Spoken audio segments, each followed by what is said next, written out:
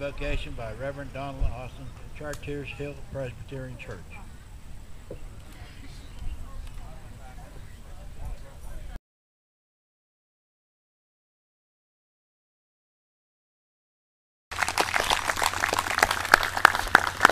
I got some notes that kind of they walked me off there. I couldn't see you. Of A. Yates, Jr.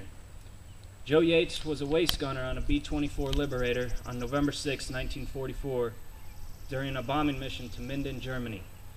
When it took flak in the No. 2 engine and left formation heading towards England, never being seen again.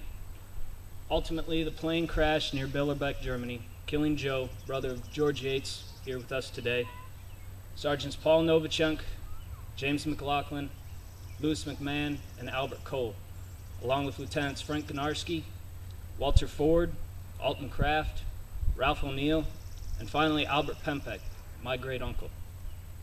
These men had their whole lives ahead of them, but volunteered to sacrifice everything for their comrades and their country when they were called. As General Hap Arnold said in the beginning of his citation of honor, they lived to bear their country's arms and died to save its honor. They were soldiers, and they knew a soldier's duty. The Greek philosopher Sophocles wrote that it is the dead who make the longest demand on the living.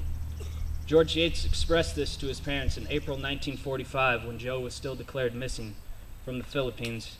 How their lives, he wrote in a letter when he was in the Philippines, how their lives would never be the same without Joe, saying, "We must be honest, Mother and Dad. We must face this situation as it comes, whether it be in our favor or otherwise. I am confident Joe will turn up, but if it is the will of God that he be taken, we have little say. We must be brave and face life as it takes its place." It took 6 agonizing years for the crew's remains to be found, identified, and buried as a group at Rock Island Cemetery, Illinois, and another half-century for the mysteries of what happened to the crew to be answered. I met George Yates in 2004 through the National World War II Memorial as I was doing research into the event that led to Al Pempek's death. And we discovered that both of our families still had unanswered questions from the tragic events 60 years prior. George's enthusiastic response also provided a catalyst for me to search out other surviving families of crew members, of which 4 were found and made aware of the new information regarding their loved one.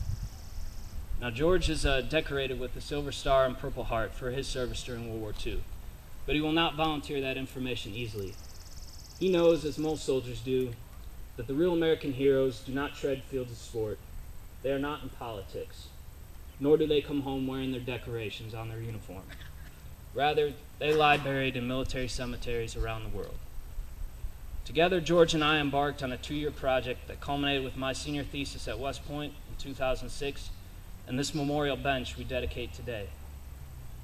During those 2 years, we answered many of the questions that eluded our families for so long.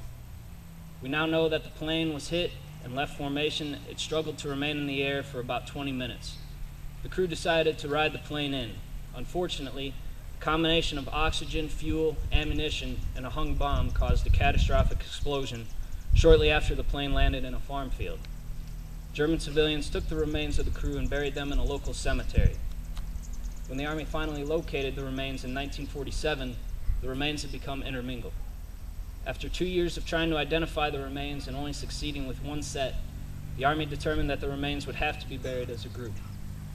It is perhaps fitting, if not ironic, that on the grave marker the names Albert Pempek and Joseph Yates are inscribed next to each other. While the work George and I completed has served to provide closure to the fate of our kin, the feeling of loss will never completely go away, nor should it. We who survive and carry on cannot help but think about the loved and lost. What would they have done after the war? What kind of girl would they have married? And what would their children have been like? These and many other privileges of life that we take for granted were denied to them as they exchanged their lives for the freedom of millions of people unknown to them. And so we here today follow General Arnold's wishes.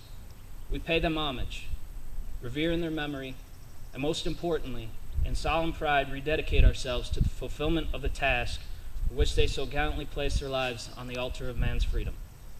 And George and I will place on the bench to formally dedicate it 10 roses, 1 for each member of the crew. They're white roses symbolizing the purity of life and the newness of which those men were in life when they gave up the rest of their tomorrows for our today. Thank you.